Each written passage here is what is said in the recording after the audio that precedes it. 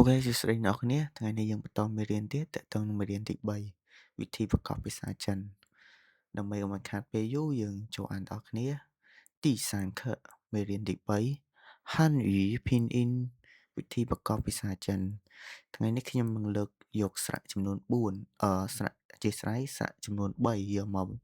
បង្រៀនអ្នកគ្នាហើយនឹងបញ្ចេញសំឡេងតោះដើម្បីកុំខាតពេលយូរយើងចូលអានដល់គ្នាអោអោអោអោអោអោនេះជំនាញអ្នកជឺបូកស្រៈអោចោសោសោអូអូអូអូអូ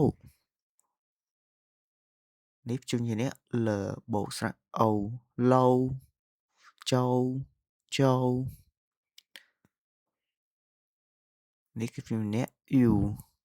អ៊ូអ៊ូអ៊ូអ៊ូនេះគឺជំនាញអ្នកជីជីបូកស្រៈអ៊ូជីវនីវលីវអូខេអ្នកនរគ្នាថ្ងៃនេះយើងរៀនតែប៉ុណ្្នឹងទេជួបគ្នានៅមេរៀនបន្ត